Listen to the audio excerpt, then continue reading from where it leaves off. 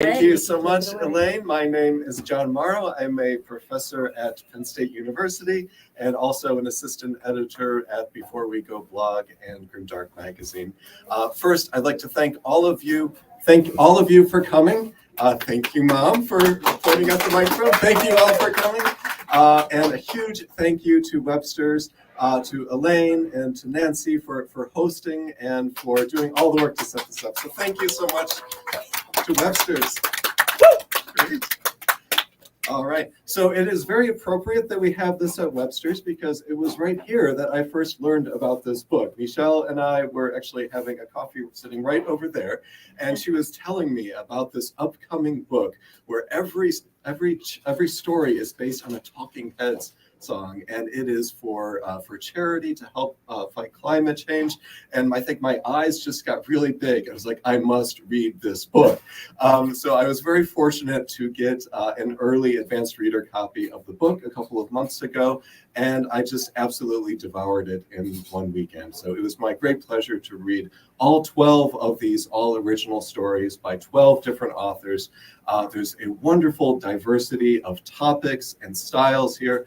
One of the things that really caught my attention was the diversity of the different styles. It was, it's being kind of marketed as a crime story book, but it's so much more than that. It's got science fiction, it's got magical realism, it's got fantasy, it's got noir, it's got historical types of fiction, it's got dystopian future fiction. It's just, there's so much creativity that is bursting off the pages of this volume.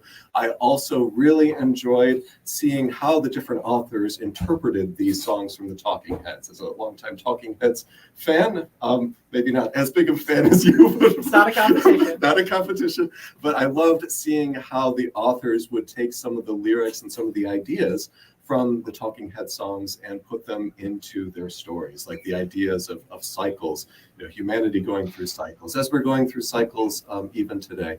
And best of all, of course, this is all for a good cause. We are here on Earth Day. The release is on Earth Day because all of the proceeds from this are going to go to help fight climate change. So it's a great book for a great cause. So I am joined here today by a number of distinguished guests. We have our co-editor here, T. Fox Dunham, is online, as well as, and he also wrote one of the stories, as well as author Gregory Galloway, who contributed another one of the stories. We have Lucas Franke here, who wrote another story. And we have the cover artist, Mary Sinis-Calci, who's over here. She made this awesome cover art and has a lot of other art on display. So be sure to check out her artwork. And now it is my great pleasure to introduce the one and only Michelle Lee Garrett.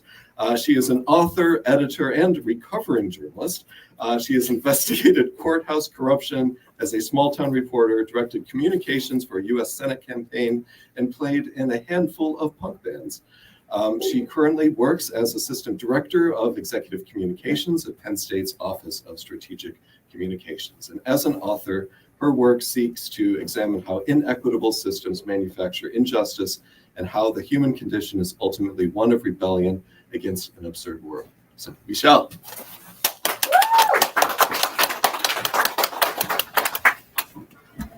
Hi, everybody. I'm afraid that introduction makes me sound way cooler than I actually am. So I'm going to try and live up to the hype. Thank you, everybody, so much for being here. Thank you also to Webster's. Webster's was one of the first places that I came when I was new to town that made me excited, like this could be my home, this could be my community, there could be a space for me here. And so now to be, launching my debut book, as it were, in a community space that's very meaningful and important to me, just thrilling. So again, thank you to Elaine, thank you to Webster's, thank you to John for writing us a very kind review and for that really stellar introduction. When I first started thinking about this book, it sort of came out of the fact that there have been a number of these crime anthologies that reference music in recent years, almost becoming like a little subgenre unto its own. And I've had the good fortune of having a couple stories in a couple of different anthologies of this ilk. And I just sort of had a light bulb moment one day where I was like, you know what? Like, shit, like I'm an editor. I can edit a book. You know, DIY spirit, punk rock, all that. And so I had the, I would say, ill-fated idea to do that. But I would say ill-fated, except for the fact that, you know what, here we are. And here we are with some of the most talented authors working in this space today. I just want to briefly call out my friends and colleagues and luminaries who are here with me. T. Fox Dunham is a very close personal friend of mine, a mentor who has really helped me develop into the artist and the author and the woman that I am. Author of 3 novels, each groundbreaking and visionary in their own way. Author of hundreds of short stories, including an official piece of Stargate canon, which is pretty cool. Gregory Galloway is, I don't think I can overstate it enough, a personal literary idol of mine.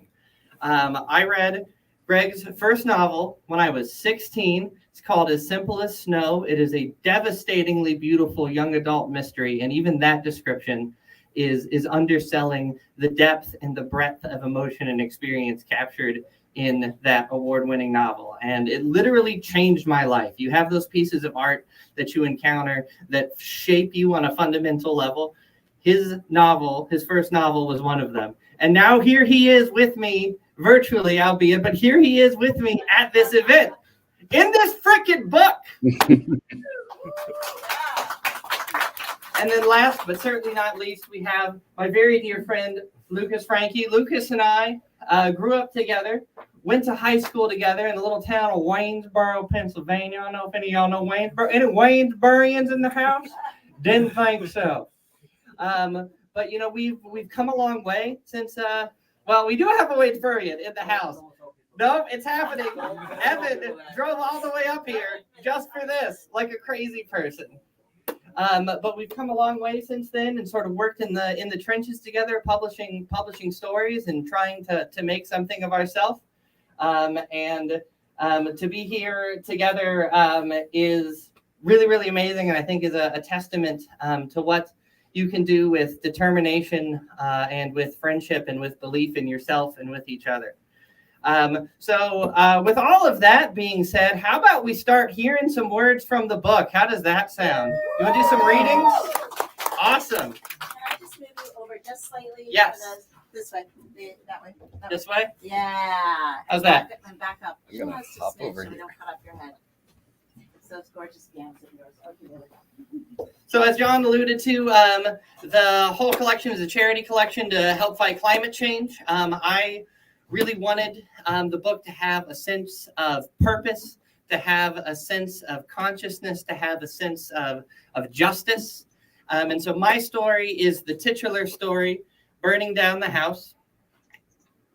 And it follows a recovering addict who is living in a near future speculative version of our world that has been ravaged by the effects of climate change and water scarcity. Her life comes to a head when her father dies of dysentery because he can't afford clean water. And she vows revenge against the corrupt CEO of the water mega company that controls all water for all purposes in the greater Philadelphia region. Complicating her quest for vengeance is the fact that her own sister is in fact a PR spokesperson for said company. And so with that scene setting, we open the camera on our protagonist, Jamie. The next morning, Jamie loads the rifle. She hasn't slept. She's operating on dry swallowed caffeine pills and nerves. Her father's work overalls hang loosely from her bony frame. She wraps the readied weapon in a black blanket, then affixes the slender bundle with strips of black electrical tape to the inside of a large plumber's pipe. She loads the loaded pipe, a couple dozen blanks, and her father's tools of the trade into the back of the van.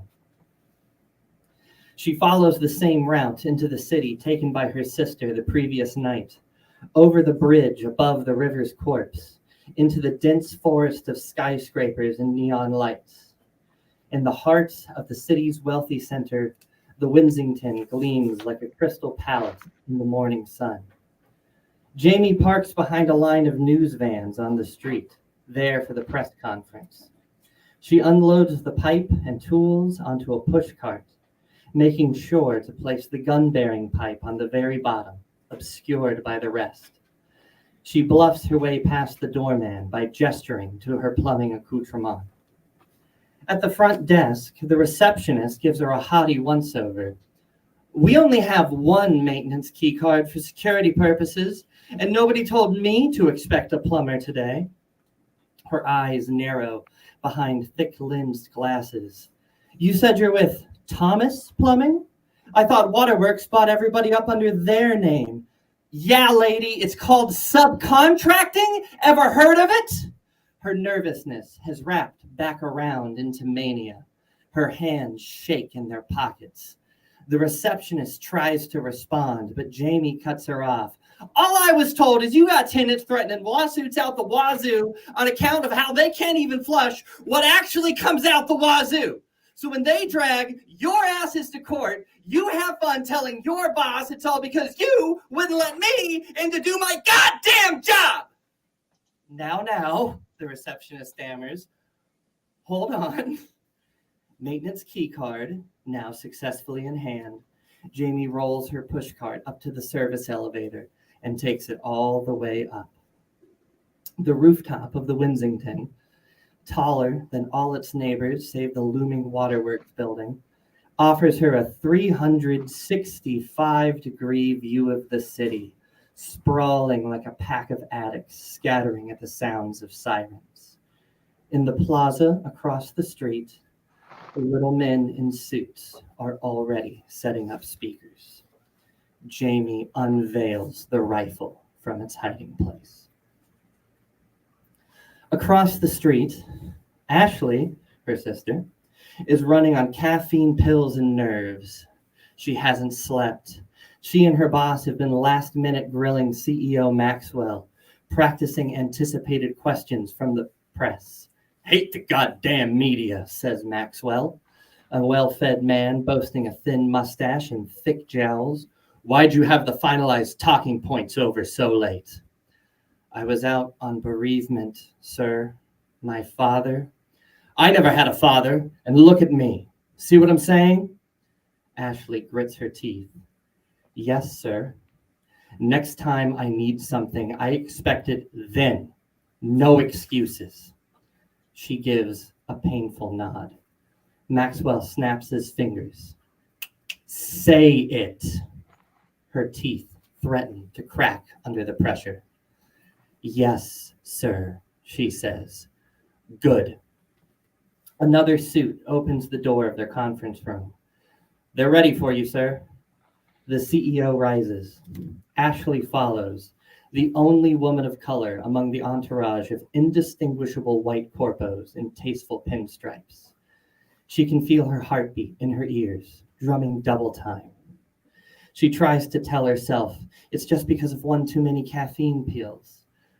But even in Center City, the air stinks of raw sewage as they emerge outside. Maxwell takes his place behind the expansive mahogany podium, overlooking the crowd of reporters, cameras, and microphones. Ashley falls in line with the suits off to one side of the stage. "Members of the press," Maxwell begins. "Thank you for joining me today to talk about the recent terrorist attacks against Delaware Valley Waterworks.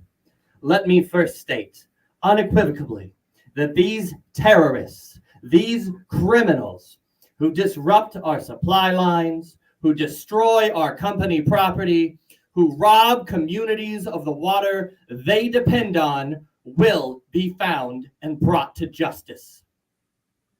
The words blurred together in Ashley's ears. She couldn't focus on them as she wanted to. Sweat beads down her forehead. She scans the scene. Everything's going exactly as it should. Maxwell is on message. All the major news outlets showed up. Security has reported no intrusions, no compromises, no threats. So why does she feel so anxious? Then she sees it. There, across the street. She almost can't believe it at first. It can't possibly be right. But there it is. Her father's van, the Thomas Plumbing van, parked in the line of news vans in front of the Winsington. Her sweat is suddenly ice cold against her skin. The misplaced phone, the opened email. She doesn't understand, not entirely. She never could understand her sister, no matter how hard she tried. But she knows her sister is here, and she knows it has something to do with the press conference. But she's not in the crowd. Every single person in attendance is accounted for. On some familial urge, her gaze travels slowly, almost unwillingly, up the tower across the street. When she reaches the roof, her eyes go wide. Sunlight glints off the rifle scope. Ashley knows instantly and instinctively whose finger is on the trigger. She doesn't think. There's no time. Instead, she reacts. She rushes forward onto the stage. Jamie's fired a gun a few times before. Her father used to take her and her sister hunting back before everything went wrong. But scoring a buck years ago is scant preparation for the target now in front of her. She gets one shot. Exactly one shot. She knows that. Before she can recenter her aim, Maxwell's security will be on top of him. And then they'll be in the Winsington, storming up to the roof to drag her away. She has to hit him the first time. That's it. Then she has to run. She tells herself that she doesn't feel the pressure. The smell of sewage fills the air. Her right eye, pressed into the scope, burns and waters, still injured from her sister's nails. She switches to her left eye instead. God damn it, Ashley, she mutters under her breath. The crosshairs spasm from her shaking hands. Easy, easy. She takes a deep breath and holds it. Jamie centers Maxwell's head in the crosshairs, and she pulls the trigger. What happens next? Buy a copy of the book, find out, stick around, get it signed. Thank you, thank you, thank you. Thank you so much, Michelle. One of the things that I loved about your story is how you had that dual interpretation of burning down the house. It was burning down our collective home of the earth due to climate change, but then bringing it in really personal to show that impact on one family. So it's a great story. Be sure to check it out. Next, we have Fox. Fox is up next, and as Michelle introduced, Fox is co-editor of Burning Down the House, author of 3 novels, and author of over 100 published short stories, including an official piece of Stargate canon. He is the author of This Must Be the Place and Our Collection. So I will turn this over to Fox. Hello, everyone. Websters, thank you for having me. Michelle, beautifully read as always. I congratulate you on an excellent anthology, and I want to say hello to all my co-authors, and I also want to compliment the cover art. It is stunning. The oil paints are absolutely evocative, and I think it's probably the best cover I've ever seen on an anthology that I've been a part of. So wonderful job, everyone, and I look forward to seeing this book prosper and grow, as I'm sure it will. I'm T. Fox Dunham. Bit of a warning, about how I pronounce the name of my city. I pronounce it Lancaster. I was raised in a British family, and if I try to say it like everyone else does, I'm going to end up interrupting my own flow. So just bear with me. Don't think Wars of the Roses, think Pennsylvania. So, all right. Well, thank you again for having me, Websters, and I appreciate you letting me do this remotely. So, I've done a couple of these anthologies based on songs and really enjoyed the last one, and I was very happy to help Michelle bring this into the world. And I was also happy to write a story. And for me, when I write a story, I try to get something personal from it because you don't know if a story is going to be published, even if it's quality or not.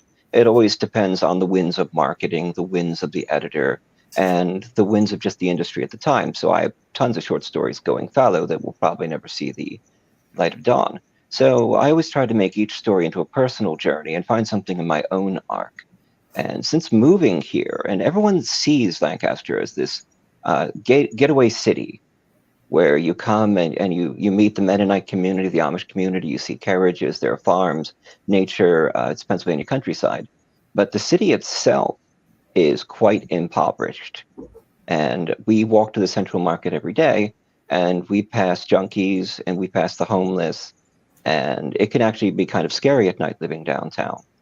So I wanted to take a song, my favorite song by Talking Heads, which I actually first saw in an episode of Agents of S.H.I.E.L.D., science fiction television series, and I really loved it, and I played it over and over and over again. So, of course, Michelle suggested the book, and I'm like, this must be the place taken. I've got to do it. And fortunately, I got it. Helps that I was there at the beginning. So I'm going to read a few selections from my short story. It involves the protagonist, Burns, small allusion to the band Talking Heads.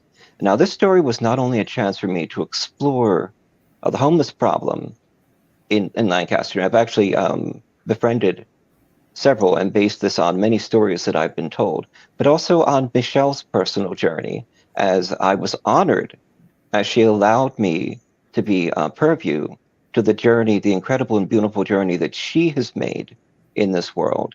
And I helped base the character on some of what she's adventured to become. And I'm very proud of her. So this must be the place, jumping into the scenes. It's about two homeless friends living in the city of Lancaster, and they come upon a windfall that can change their lives. Burns pressed his finger down on her shoulder blade, and she sprung like a bear trap, pressing a steak knife to his throat. "You touch me again," she said, "I'll slice out your fucking Adam's apple." He withdrew his hand.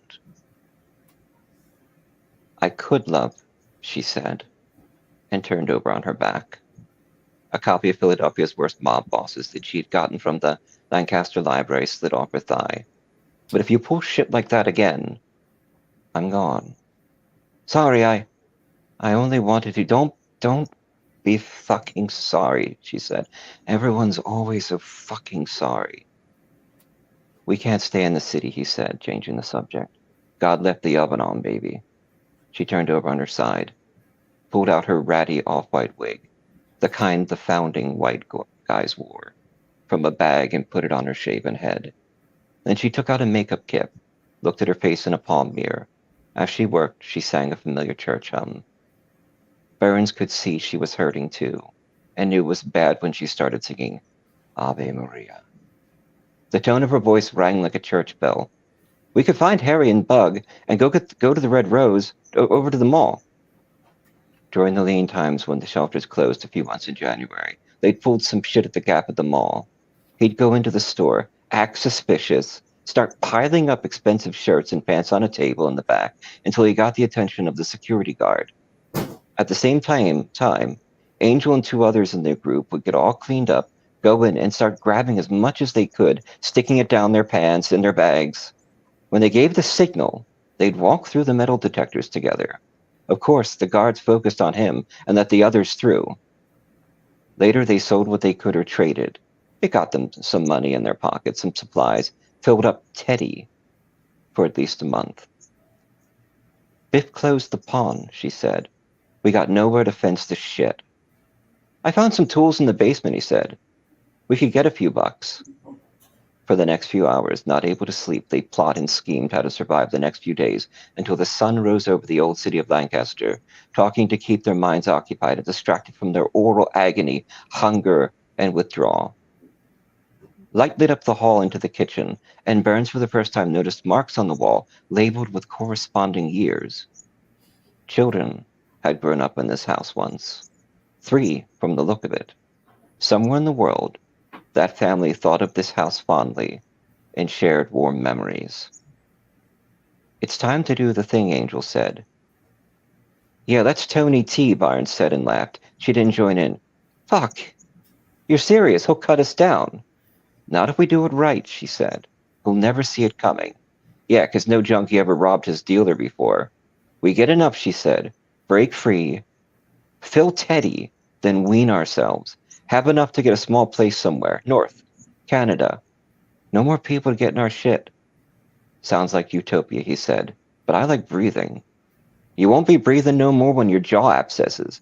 Pain drilled into his face, constant, never stopping, always squeezing, breaking, cracking, drilling deeper. His hand shook. Sweat dripped from the back of his head, soaking his hoodie. T's got eyes in the back of his ass, Burns said. Not Tony. We hit the guy collecting. Angel stretched her lithe body, curved her back, and swayed like a dancer, moving to a song playing in her head. T prays to the savior, but pays to the mob. It's how this all works. Dealers can't operate in this territory without paying a tax. I've never heard of that, Burns said. And that's why we got a shot at this, she said. He closed his eyes and imagined a cavern somewhere in the wilderness, quiet from the noise of the city, the noise in his head. What did they have to lose? Moving on, some stuff happened, some terrible stuff, and moving on to a new scene. Humans aren't all built to factory specs. They don't fly out of an assembly line. A woman's hole spits them out all different, broken in different places, but they measure you with the same stick. David Burns Jr. had not inherited his dad's strength. Master Sergeant Robert Burns had popped out of his mama with 3 chevrons tattooed on his ass. He served in Afghanistan, leaving David home at the age of 15 on a base to clean up his mom's vomit after another round of chemo. 6 months after she died, David knocked up Kellyanne Friedman, a local girl who had dropped out of school to work as a hairdresser at Sally's Salon in Port St. Lucie, Florida. He was 19, no direction or motivation beyond getting stoned. But he had people who needed him, and maybe that's how he'd make his place where he felt like he belonged. All the while, Burns struggled to keep it together. They sank a little each day, maxing out credit cards, struggling to keep food in the house. His mom offered no relief, just told him to sign up. But he didn't want to spend his life guarding an aquifer in South America in a country that hated him. The only time he felt on top of it was when he smoked with the guys from the restaurant on Saturday night. Then the restaurant fired him for being high on the job. Some of the guys were driving to New York for a job in the Hudson Valley, and he went with them. Kids grew up, with or without their parents. Kids grow up, with or without their parents. Leaving them to a hole in him. But he never knew anyone in this life who was whole.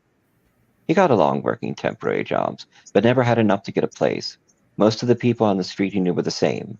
Families, parents who worked 2 jobs, but just couldn't put the money together to live in a house.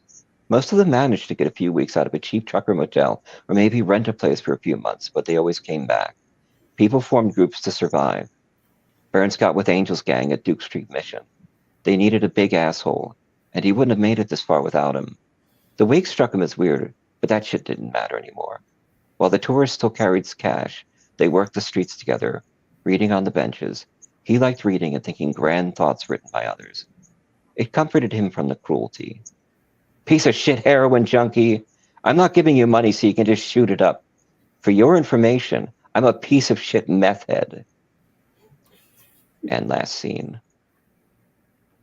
She parked on the side of a sandy road that led through a pine grove. Sand dunes walled the southern exposure, and he heard the sighing sound of Atlantic waves just beyond. They got out, and Burns gazed down the horizon, looking for the bright lights of the spectral Ferris wheel he'd seen online. We should go to the boardwalk, he said, get some fudge. Boardwalk's flooded, she said. The whole island of Ocean City is going to be underwater in a few years. The fuckers deserve it. Out here fiddling while Rome drowns. I bet my dad bought a bunch of cheap real estate across the bay. It'll be all shoreline in a decade. Vern's eyes moistened. He couldn't help it. This had been a place for families. His kids would have loved it here, played in the sand all day with no idea the soggy hell they'd unleashed on the world. When this was all over, they'd go to Canada, and he'd send them a cut, bring them north before the shooting started. They walked the side of the road, staying out of the moonlight, and carefully approached a 2-story building that had been built with arched windows, an Olympic-sized swimming pool, a stone garden decorating the drive, all guarded by a tall fence. She knew an access point where the chain had been cut. The house slept, waiting for the master's return, and she led him to the side door in the garage. Don Morlino's in Florida this time of year, he said. He only uses this place spring or when he needs to get away from all of it. Most of the time he just wastes it. It's one of the 6 compounds. You are obsessed. You have no idea, she said. Hold this light. His hand shook and he struggled to keep the beam steady. Angel appeared almost giddy, and he was trying not to shit himself. She removed the fob panel by the door, exposing a keypad on an alarm terminal. We'll be in and out, she said, and went to punch in a code. Step the fuck back, he said. What's wrong? We don't have time for this. She reached for her stash to offer him another dose. You can snort it. I've had enough, he said. Come on, get yourself home. You just happen to have the code to the alarm system? Was that published in some true crime book? She sighed. That guy back there, Bobby, the guy collecting, I used to blow him. He knew you? We used to date behind my father's back. If my dad knew, he would have killed the guy. He didn't want me dating guys like that. I knew this house. I've been to the parties. Even broken a few times to grab a little cash. Nothing that would be noticed. For the first time since knowing her, he felt his faith lapse in Angel. You should have fucking told me. I left this life a long time ago. Fucking Neanderthals. Is that all I ever was to you, he asked. He should have just walked away by now. Burns had gotten himself involved in something he didn't understand. This wasn't just about survival for Angel. Scores needed to be settled. Is there even any money? That part's all true, she said. Fuck, we don't have time for this. He's got his guys checking on all the properties. Burns sighed and accepted rock. He didn't believe her, but he followed her anyway. And I think that's where I'll end that. Thank you, Fox. It paints a very different picture of Lancaster that tourists don't usually see. Thank you. We're going to take Q&A after the 4 readings, but so for now, I'm going to turn this over to Lucas. Lucas Franke is an up-and-coming writer and the author of 2 previously published short stories, including Eldritch Abominations in Modern-Day America, a documentary, and the Lovecraftian humor anthology LOL Craft. And he is the author of Electric Guitar in our collection. So, Lucas.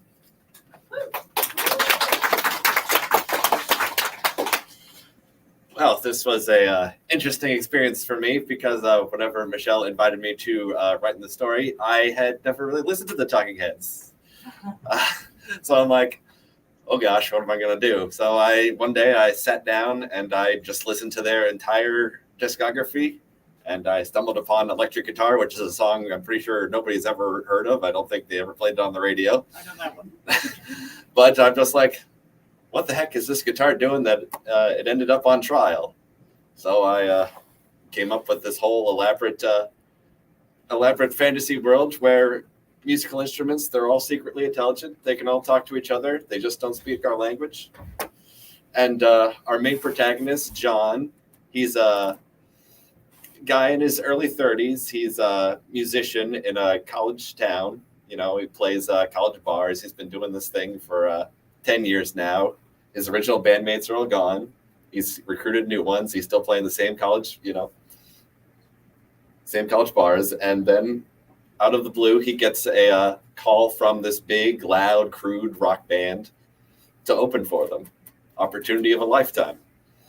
Now, the leader of this band is a combination of Kid Rock and the Sackler family, the Purdue. He comes from money. He's a real billionaire, but he's a real asshole. Killed a couple people, but, he's got money, so it's all right. And the whole shtick of his tour here is that at the end of every performance, he tosses a guitar into a fire, destroying it. Now, this concert that John's playing at, he tosses the guitar in, but out of nowhere, a bolt from the blue, from the gods of rock and roll, struck this guitar and set it into John's hands. The guitar has been transformed. It can now speak human language, and it's gained a couple other interesting powers. So, to get revenge against this real asshole music guy, he has a name, but it's not important for the scene that I'm going to be reading. The guitar and John embark on a cross-country expedition to stop the big finale of this tour, where he's going to burn 1,000 guitars. So we meet our protagonists halfway through their journey in a gas station in Alabama. So, what do you think? John muttered. Cool Ranch or the classic nacho? I think I can't hear you, Perun said. I can speak telepathically, as you called it, but I can't read your mind. John glanced around. The store was empty except for him and the cashier. It's just uncomfortable, It's weird enough carrying you around in here. Sorry for wanting to see something other than your car. Instead, you're getting the inside of an Exxon in redneck central Alabama. Big improvement. And I still don't quite get how you can even see. Perun groaned. I told you, I'm sending out subsonic vibrations with my strings and it reflects. Yeah, I know. But it's not helpful, is it? Oh, not this again. I'm sorry, but if we're going to save all these guitars, we need a plan. And sure, you got a lot of cool stuff going on, but it's not enough. I mean, what are you going to do? Float at them? As I recall, you were pretty unnerved by my floating. I'm just saying, if we want to get anywhere, we're going to need some real magic. Sorry, next time I come to life, I'll include an instruction manual, 15 easy steps to mastering your new magic guitar. That better? Don't you get snippy with bang. John dropped to the floor. Another gunshot, then a loud booming voice. All right, you're going to have to forgive my bad southern accent here. You, give me the money in the register now. Holy shit, John said. Don't notice me. Don't. Hey, you, asshole with the guitar. Hand that over, too. A pale ogre of a man glowered at him, aiming a pistol. Come on, don't be a fucking hero. John rose, holding his hands up by his shoulders. Look, friend, you don't want to do this. This guitar means a lot to me, more than the money it's worth to you. You're braver than you look, the man said, but I'm not afraid to use this. You wouldn't be the first man I shot. I don't think you understand. Play along, Perun hissed. I've got an idea. All right, John said to the man. Don't shoot. He lowered his arms and drew Perun off his back, holding it out by the neck. The man crept forward, keeping his eyes fixed on John, perhaps not entirely trusting the situation. John felt a tug. Perun was straining forward. He suspected he knew the next move, and as the man reached out, he released his grip. Perun darted forward, flipping himself over and smacking their assailant in the side of the head. The man crumpled to the floor, screaming in pain. Run! Perun shrieked, soaring back to John's waiting arms. He bolted as soon as he had a firm grip on Perun. His legs burned as he followed the cashier through the front door, but as he reached his car, the terrifying crack of pistol fire and shattered glass split the air. He swore and stumbled around, diving behind the far side, nearly out of sight. I sure hope movies don't lie about cars being impervious to bullets, he said. Glass shattered above him with little shards showering his arched back. You done did it now, the man yelled. I'll fucking kill you for that. This guy's crazy, Perun said. The cashier will surely call the cops. He shouldn't hang around. I don't think he cares right now, John winced as another crack echoed through the parking lot. So if you got any tricks up your sleeve, now would be a great time. How about the strange knob? By the way, there's a strange additional knob on Perun that came out of nowhere. I know you didn't want witnesses, but at this point, John didn't need to be convinced, flipping the knob on and fumbling for the pick in his pocket. He strummed a few chords. No sound came out, but Perun quivered and the hair on John's arm stood on end. Every nerve, every fiber stood on full attention, supercharged and ready to burst. Holy shit, he said. This is it. Before any doubt could creep into his mind, John jumped up to face his assailant, who'd closed most of the distance to his car. The man aimed his gun. Stop! John stared down the gun's barrel. The arm holding it quivered. A ripple passed through the man. His furrowed brow relaxed. The snarled corners of his lip gave way. The pistol remained silent. Lay the gun down. The motion was jerky, but the man did as John commanded. Now walk away. He took a single shuddering step back, then paused. The man shook his head, clutching at his forehead. What the hell? Why is my gun on the ground? How'd you do that? Perun lay still, and John felt normal again. What happened? He muttered. I think I'm out of juice, Perun said. Well, that's some shit timing, John said. He glanced back up at his assailant. Their eyes met. The man dove for the gun. John flailed at the strings, strumming the first riff that popped into his head as he yelled at the man to stop again. Smoke on the Water may be Baby's first guitar riff, but it worked. His attacker froze again, and this time John kept playing. Once the man had moved a sufficient distance away, John stopped, picked up the gun, and drove off into the night. They sat in silence for a few minutes, accompanied by the wind roaring through the gaping holes in the windows. How did you know, Perun finally asked, that you could command him like that? I didn't. It just felt right, John laughed. Next time, though, tell me about your superpowers before the mortal peril, okay? I wasn't lying back there, John. A manual would honestly be nice. And we'll just have to write our own, John said.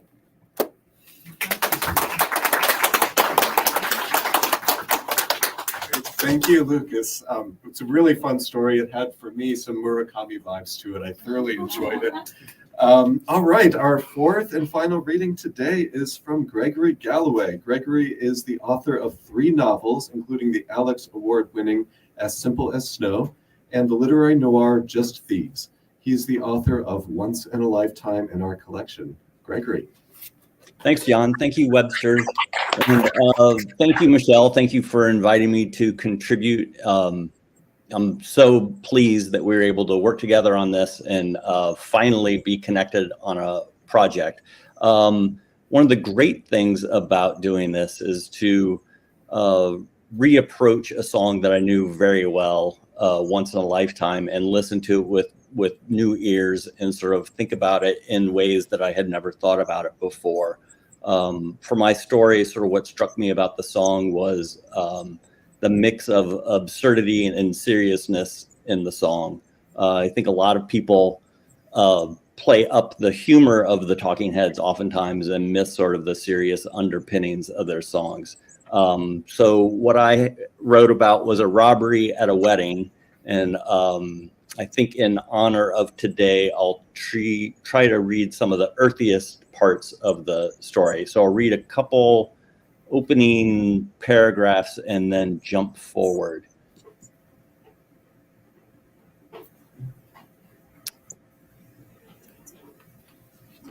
As soon as the dogs came out of the desert, I knew everything would go to shit. I swung my legs out of the bed and put my hands on my knees, readying myself to get up and watch the 2 dark figures come out of the morning sun like storm clouds ready to rain. My boyfriend was still asleep. I thought about waking him, but it wasn't his fault. I was the one who dragged him here to come to my sister's wedding out in the middle of the Mojave. Carter and I had been together almost a year, long enough to talk about next steps and all that, but he'd never met my family. I tried to prep him over the months, but it's hard to describe it all.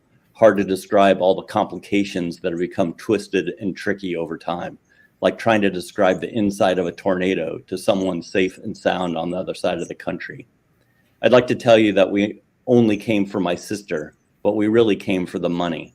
I brought Carter along to rob my mother's husband. She'd been married a few years or so. I don't know exactly. We hadn't been in touch for a while, and then she sent me a letter saying she'd married this guy, Alan. He'd been some wheel once upon a time, selling yachts or real estate or maybe something else. I don't have the letter, and I don't really care. All I know is he has money. My mother is always talking about how loaded he is and how there's all kinds of money stashed in the house. I sleep a whole lot better knowing there's $50,000 right here if we ever need it, my mother said. We'd sleep a whole lot better too, I thought. So then there's the wedding, which I will skip and get to a little bit right after the wedding. While we stood in the afternoon heat, Alan sat in the shade of the porch. his busted leg propped up on the arm of the couch, his crutches leaning up against the side of the house. After the ceremony, he stayed there, slowly sliding down into the cushions, his eyes fixed on the porch ceiling. Carter and I watched him, waiting for those fixed eyes to close, and finally he had gone to sleep. Guests milled around the food, fixing plates and opening wine and champagne. I looked at Carter and he gave me a short, quick nod, and then he went inside. I went over to talk with my mother. A few seconds later, I looked and saw that Alan was gone. He won't go into the master bedroom, I thought. He hasn't been in there ever since he broke his leg. That's what my mother had told me. Maybe he was going back to get some proper sleep. I wasn't worried. And then Carter didn't come. It was 5 minutes, then 10, and Alan wasn't anywhere to be seen either. My mother kept talking to me about how beautiful everything was and who knows what else, and still no Carter and no Alan. Then there was Alan, making his way onto the porch with his crutches, and my phone rang. It was Carter. "Get out of there right now," he said. "Alan has a gun. Get out of there. He knows." So I left. I grabbed a water and an apple and hurried down the road. It was as if the party didn't exist. There were no more strangers drinking champagne and dancing, no sister and no mother and no Alan. There was just the road and Carter waiting. There was scrub brush off either side of the asphalt, rocks dotting the landscape, miniatures of the hills in the distance. It had been that way forever, the rocks and the hills exactly in the same place they were thousands of years ago. Before that, millions of years ago maybe, it had been a lake. I could almost see it, the way the water covered everything and touched the top of the hills in the distance. I was standing in the bottom of an ancient lake, the water hundreds of feet above me. Then it all went dry, the way it is everywhere. All over the world, they're finding dinosaur fossils and murdered corpses and Nazi boats from the lakes going dry. I would have liked to have seen a fossil or a boat, anything that looked like life. Instead, everything was dry and gnarled, burnt out. Petrified might be a better description. It all looked cast off and forgotten, and I thought that everything should be dead, just rocks and stones. Yet there were still small green plants here and there. Things lived. Something kept them going. It was calm and quiet, and for a few minutes, I could be there completely by myself. I didn't have to worry about Alan and Carter and what we were going to do. Those things were as distant as the hills. I could keep walking, I thought, just stay walking. Then the pregnant dog came from somewhere and walked with me, trotting ahead and then turning her head back to see if I was still with her, sometimes stopping and waiting for me, then trotting ahead again. There was nothing on the road except wind-blown dirt, and nothing as far as I could see except rocks and desert scrub and a pregnant dog. I had that song in my head, or part of it, the part about letting the days go by and how the water flows underground. I thought of the road that stretched from me to Carter and how it was like a river, how maybe there was a river flowing between us, like my sister and her newlywed husband, and maybe it was really there with me and Carter. He would do anything for me, even steal, even face down a gun.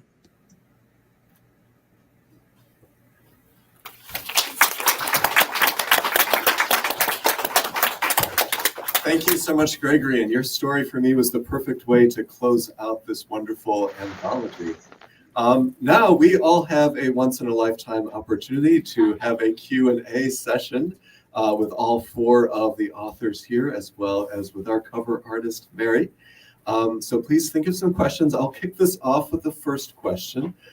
This is for Michelle and for Fox. So as editors, which story or which interpretation of a Talking Heads song to you was the most surprising?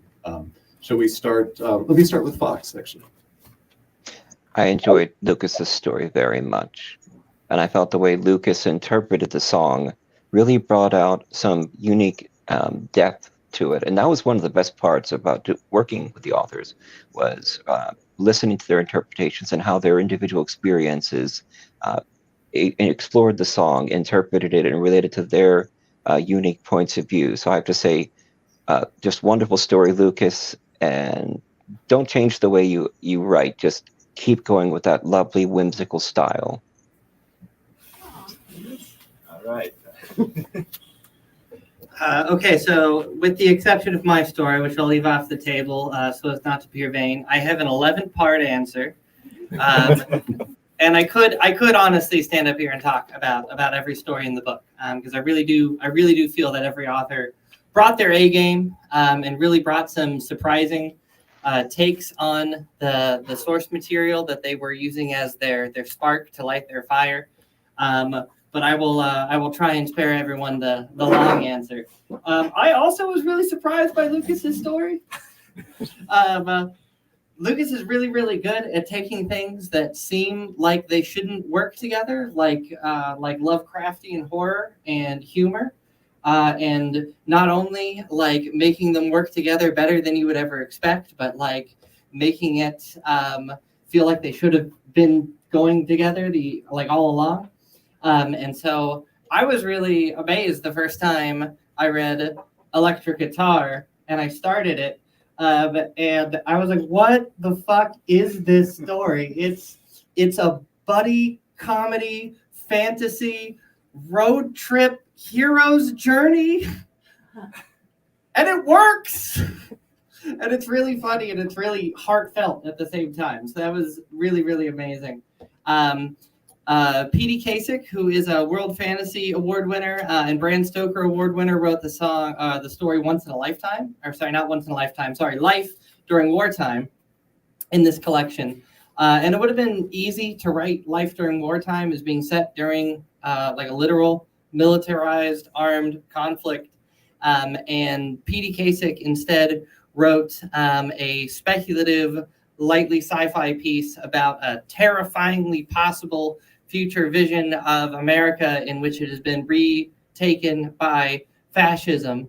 And it follows an elderly woman as she tries to survive this fascist hellscape and fight back against it in her own increasingly violent ways. And the story takes this concept of peace and war and frames the story not as being about a literal conflict, but being about a historical conflict, a war between the forces of justice and equity and peace and the forces of fascism and authority and oppression, and sort of makes us think about how we fit into this war of ideologies that has been raging long before we knew we were taking part in them. And then the final part, the final story I'll call out, is Cross-Eyed and Painless by Kimberly Godwin. Kim does all sorts of stuff. She's a real Renaissance woman. She is a service member in the Navy. She writes content for tabletop RPG systems. She does horror comics. And her take on Cross-Eyed and Painless is this really cool, what starts as seemingly a simple police procedural as a detective arrives on the scene of a murder and finds the body of her former partner, and as we come to learn, former lover, and what seems to be a straightforward murder investigation, albeit with some personal complications, descends into surreal madness that I think makes the reader very effectively question what's unfolding as it's unfolding, and even the very nature of truth and facts themselves, which is very fitting for the story. So really every piece in the collection, I think will blow you away. But those are three that really took me off guard the first time I read them. And and now to speak about every other story. No, I'm kidding. I realized the first time that I was up here and I called everybody out who came with me and who was here, I neglected to talk about Mary, which was a huge oversight. And so I do just want to echo Fox's praise for the quality of the cover art. Mary has been really delving into her art over the last couple of years, and it's been very inspiring to me. And she sent me a picture of the painting that appears on the cover, which she had just done independently, pursuing her own art. And I saw it and I was like, holy shit, that's the book. And Mary was gracious enough to allow her work to grace our cover. And I'm very, very glad that Mary is here tonight. So after Q&A, as we're doing, meet and greets and book signings and stuff, please come up and take a look at some of Mary's art and boost her ego a little bit. Yes, definitely check out Mary's art. And you are correct, there's no weak link in this entire anthology. Every story is a winner. So let me open this up now to questions from the audience. Who has a question? Yes. So I think I'm one of approximately 2 people in the audience who might be old enough to have heard these songs when they're new.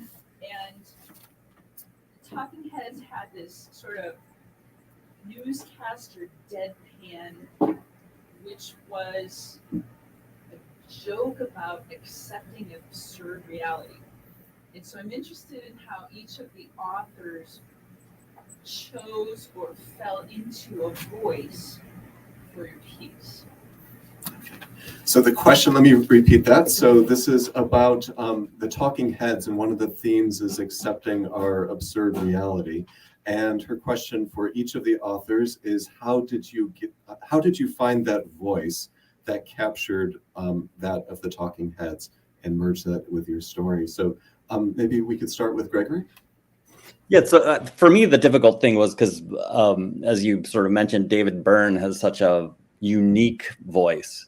And for me, it was how to absorb that and then come out with my own voice. And what I ended up doing was sort of, I stopped listening to the music after a while and started looking at the lyrics and sort of picking up on certain, as you can tell from my section, certain phrases within the song, and incorporating them in sort of surprising ways for me. But it's like, what I really want to do is sort of subsume David Byrne, and he's not the only writer of those lyrics on that song, but subsume that voice and sort of then forget about it and move on from there. Like you, I'm very familiar with their music and I've listened to it for 40 years or so. So it's like, the interesting thing was that at some point those songs are very, very familiar. So it's like trying to find some freshness in it,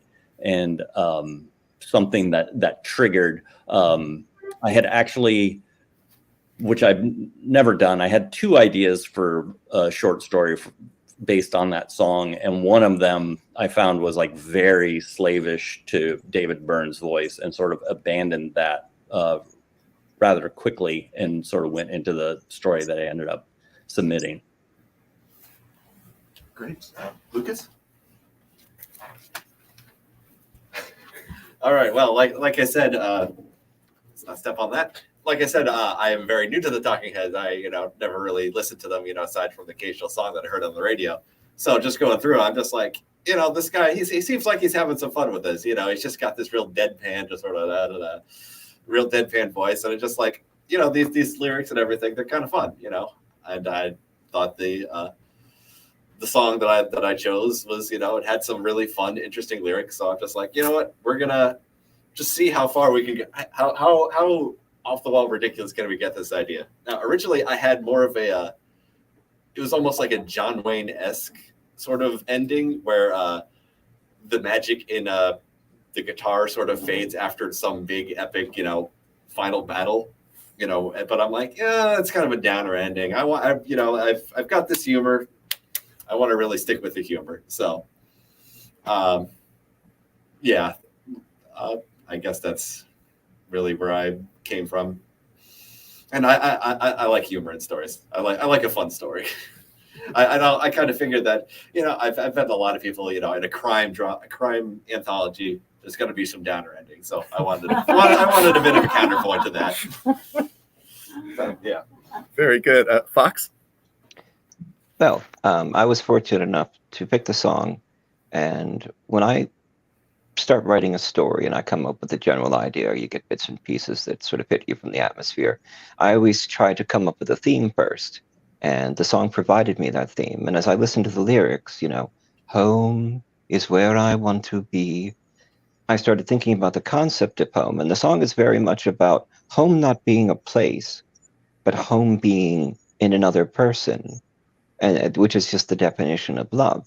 And I thought, home, what about 2 people without a home finding a home in each other, building that home and that spirit and that connection, and living there and surviving that way, and of course, the theme and arc of homelessness followed it. And I always loved the song. In fact, I've been a Talking Heads fan my whole life, but I didn't know it until Michelle brought this idea to the anthology to me. And I think that's one of the things that makes them a great band, is that you don't have to be a fan. You don't even have to know their name, but you know their music and you've known it all of your life.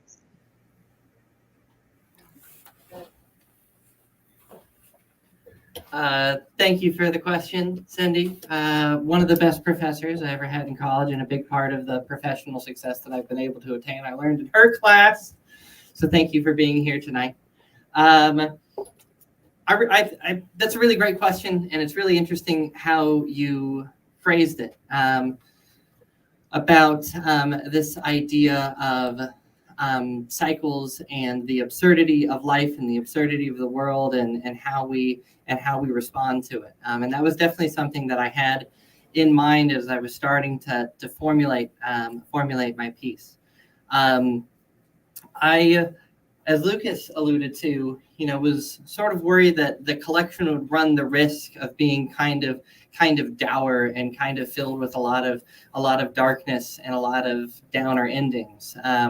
Whereas the band and their music, as much as they grappled with the realities and the ridiculousness of the world around us and its inequities and its injustices, I think ultimately had still like a very optimistic outlook, fundamentally, to me at least. That to me, their music is about looking at those systems and looking at those inequities and looking at those injustices, and trying to find ways to break out of those cycles, or even at least to rebel against those cycles. And that's what I tried to bring to my story, which does end up being rather dark and rather violent, and is not a happy-go-lucky piece, but is ultimately about a woman who is confined by these cycles built by forces and powers greater than her, who have victimized her into this place in her life, and she seeks to rebel against those cycles and seeks to find some way to break out of them. And as I talk about in the introduction of the piece, I think that was something that a lot of us in the collection picked up on unconsciously and brought to different stories throughout the book in a lot of different ways. And so even when a story has a downer ending, even when a character tries to rebel and break out of their cycles and fails, I don't think it's the failure that's the important part. I think the important part is the act of rebelling and of trying to find some way to redefine the world around us to make it more conducive to the pursuit of life. And that's what I've always taken from the music that incites the collection, and that's what I hope readers can take from these stories when they read them. Thank you for the great question and all of these excellent answers. So who has another question for anyone? Oh, wow. Yes, please. So I wanted to ask, what was everyone's backup song if they weren't picking the one they have currently? Very good. So the question is, what was your backup song if you didn't get to write about the one that you wrote about? Gregory? I had no choice in the matter. So Michelle gave me my song, and that was my assignment. So I stuck with it. You'd have to ask her what my backup would have been. So wait, I can change my question. Was there a method in picking? Okay, question change. Was there a method of picking the song? They are still on the screen. They're still with us. Yep. We're going to work on some technical difficulties. I will answer the question while we were trying to resolve that. Gregory, you're the only one that didn't get a choice. And I apologize for that. Full disclosure, what had happened was is I had approached all of the different authors. I knew that I was somewhat selfishly and self-aggrandizingly, perhaps, I was taking I was taking the title story. It was my collection. I was writing down the halves. Everyone else could deal with it. And everyone else, I let pick. Everyone else, I just wanted them to have free reign to take the song that spoke to them the most, and I thought that would give them sort of the greatest launch pad to have, you know, an impactful story come out of it. I had one author, P.D. Kasich, who said, I like a challenge. I want you to pick for me. And I gave her two choices. I gave her Psycho Killer and Life During Wartime, because I thought those were both like real big ones that I would like to have represented. And she said, Psycho Killer is too obvious. I'm doing Life During Wartime. And then nobody picked Psycho Killer, which everyone who has heard about this book has noticed. They're like, it's a crime fiction book about the talking heads. No one did Psycho Killer. Sorry, people. So I had reached out to Gregory very early on in the process, and I sent him an email and I sent him a Facebook message, and he never got back to me. And I like held out as long as I could. And I was like, shit. And I asked another author if they would be willing to sort of take that like 12th space in the book, and that other author picked Once in a Lifetime, which I was glad for, because that's like a really big one that I wanted represented in the collection. And then due to extenuating life circumstances, that other author had to back away from the project. And as it just so happens, like that same week, Gregory got back to me like, hey, I'm like, sorry, I didn't see this. You know, life has been really busy. This sounds super cool. I'd love to be in it. I was like, great, you're doing Once in a Lifetime. So there's the full story that I didn't tell you, Gregory. I'm sorry. Which is what I probably would have hoped to have picked anyway. So it worked out quite well. Yay! Or Psycho Killer. Well, if we do a sequel, maybe. In French. Qu'est-ce que c'est? Fox, your response? Well, you've already said it. It was Psycho Killer. That was my other one. I love Psycho Killer. It's one of my favorite songs at Halloween. And again, I didn't know it was Talking Heads until I got into the anthology. I picked This Must Be the Place because of the feeling of desperation. And I've written a lot of horror in my life. That's why I broke into the field. And it's just so refreshing to write something literary with some passion and love and romance. And I just, if I'd picked Psycho Killer, it would have been horror, it would have been suspense, and I wanted to stretch my wings. Nice. Great. Lucas? Nice. I was so confident that no one was going to pick electric guitar that I don't remember what my backup was. This was a while ago, but yeah, I mean, you know, nobody did Psycho Killer, and that's like, although I think that one was off the table. There were several songs that Michelle's like, okay, don't do these ones, find some other one. So I'm just like, all right. I got electric guitar. I'm like, all right, I'm gonna do this one. I'm just like, please. Nobody, and then nobody did it. So No, I do remember what you pitched me too. You pitched me electric guitar and artists only. Do you remember artists only? You had like a whole like sci-fi pitch. I don't remember that, but I'll take it. So that's it. Yeah, there we go. If we do a sequel, that's the sequel. Lots of opportunities for the sequel. Yes. Great. We just got the first one out, people. How is this happening? Popular demand. All right. Who else has a question? I have a question Yes. for Mary. Yes. Mary, would you be willing to hold up the piece that is on the cover and then maybe give us a little bit about like your inspiration for the piece? It's actually still hanging in the museum building. Oh, okay. It's still hanging in the Borough Building and it was being featured, but can you give us a little bit about your inspiration of the piece? Yeah, you might have to go. Mary.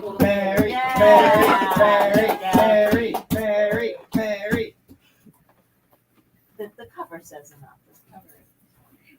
And if you want to see it, it is over in the Borough Building. Probably assuming the month. Do you know when? Should be I don't know. I had to look at my calendar. Hurry up and go see it before it's done. All right, Mary. So it's a real easy answer. Michelle had actually come to me talking about making this book, and I was at the time, still, frustrated with the state of the current climate conditions. So it was a way to release my anxiety about the state of the world. And when Michelle had come to me and told me about the book, I was like, wow, that's just really cool. Few people in my life that I have met have been so passionate about music that Michelle has, and it's really been an honor to work with her on that. I was very flattered and surprised that she picked it for the book. So yeah, honored to be part of it. So yes, the painting itself is on display in the State College Borough Municipal Building. It was part of the Earth Day celebration over the weekend, and it's still hanging in the lobby, so you should go see it. And there is a companion piece to the cover painting that's here tonight. So come check that out when we move to the next part of the evening. All right. Any other questions? I do have one more Yes. for everyone. For Yes. Mary. Yeah, for everyone. For everyone. Could anyone like any of the authors or Mary like to give us an insight on some of the current pieces that they're working on for future or upcoming pieces? Great. So the question is about any insights on pieces that you are working on currently or in the future. Gregory, would you like to start? Yeah, so I have a novel. I think it's scheduled to come out early next year, which is another crime. Two sort of small-time money launderers, brothers, who suspect that each one is turning on them. And what they find out is that there are actually forces outside of themselves coming after them. So what sort of starts off as a small town family squabble ends up being sort of a international fight between competing drug organizations. Okay, great. Fox? I'm working on a short story for a new anthology by a friend, Mark Cicino, called Gabagool. It's a mafia horror story. I actually helped him figure out some ideas for the next anthology for his press. And I was thinking about, I always sort of lean towards one of my research topics, Italian mafia. And then I thought everyone's going to be doing Italian mafia. I always try to do what everyone's not doing. And then I thought Irish mob. And then, of course, based on my reading material, I thought, well, reading about the time of Henry II, England, the Catholic Church, the way these monasteries and churches operated was very much like a crime family. You had to pay for things like plenary indulgences, or they often took percentages and things like that. So I thought crime story with a monastery as the crime family in the time of Henry II.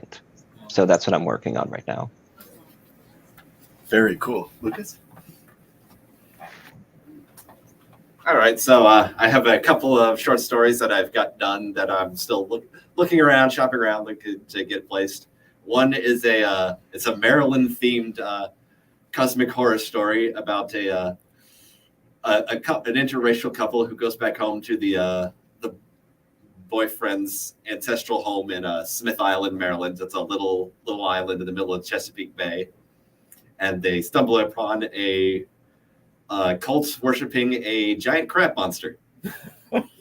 So I live in Maryland, for a little bit of context. So very very very near and dear to my heart. And then I've also got another one. It's another Lovecraftian story. It's a sequel to the Dunwich Horror, where a cat sanctuary has been placed on the area where the eponymous Dunwich Horror was banished, and these cats, they've got some interesting powers, and they sort of keep the forces of evil, the extra dimensional forces of evil, from infiltrating our world. And the adventures of the sanctuary's new veterinarian.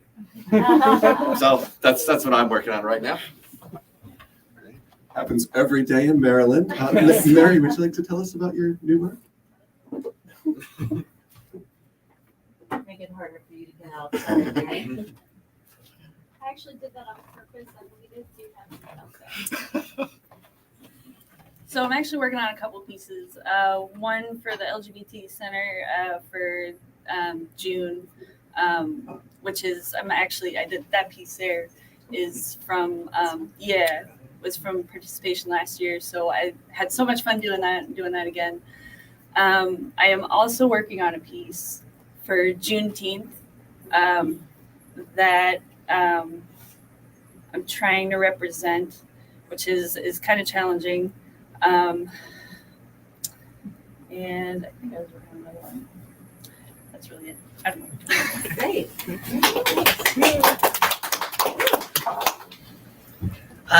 So I don't have signatures on contracts yet, but maybe if you're a real big fan of tonight and the book, maybe we'll end up back here again sometime next year because I have a collection of my own short stories that should be coming out next year. The collection is tentatively entitled Born a Ramblin' Man, drawing on a different genre. But about half of those stories revolve around my recurring protagonist, Raymond Reynolds, who is, as I recently put it in an interview with John, a glorious dumbass.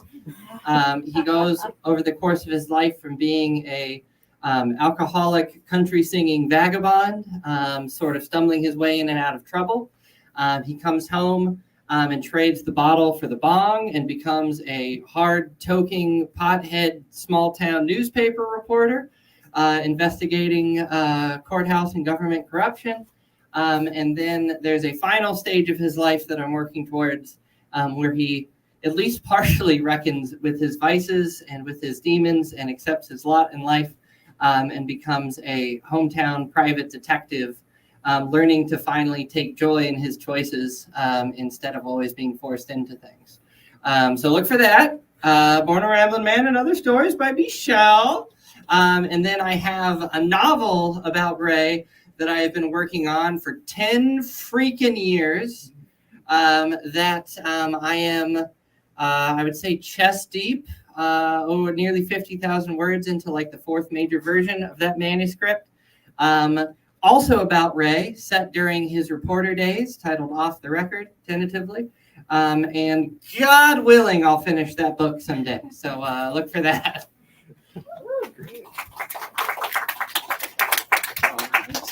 Do you want one more question, or should we go into the informal mode? One, I'll take. Yes. For Michelle, Yes. because big fan back here. Hi. Your other books that you have in some series, is there a place that anyone can find that? Some of your posters that are That's a great question. Thank you. I love that question. So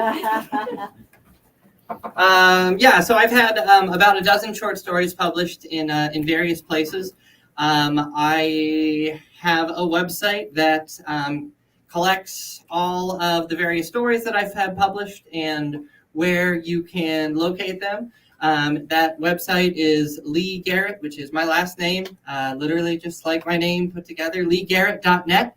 There's a publications page on that website, and there's an entry for every story and a link to where you can either read them or buy them. I am not intentionally taking focus away from the book that we're here to promote that has all my wonderful friends in it, but I do have copies of 2 anthologies that feature Ray. I have a Willie Nelson themed anthology and a Hank Williams themed anthology, both of which have a Ray story in them, if anyone is interested in. But tonight is about burning down the house. So with that, I think we will transition, not trying to steal John's Go for it. MC thunder, but I think we'll go ahead and transition into the next part of the evening, which is meet and greet, book signings. Come meet the authors, at least the 2 that are here in person. Come talk to Mary. Thank you very much to Fox and to Gregory for joining us virtually. I am so glad that both of you could be a part of this. Gregory and I have been friends on Facebook for like 16 years now or something, because I found him on Facebook after reading his book that I told you about. I messaged him I was like a starstruck teenager. Gregory, I love your book so much. And this is the first time we've ever been like face to face, quote unquote. Almost in the same room. Almost. Well, maybe we'll make it the same room at some point. Something hope to look so. forward to. So it was really great to have both of you guys here as part of this event. So thank you so much, you guys, and thank you everybody for being here. Not to be like too direct, but buy the book. Thank you. Thanks, everyone. Yes, the books are for sale out here. And thank you again to Elaine and everyone at Webster's for hosting the event. And thanks to all of you for sharing your evening with us. And yes, please check out the book.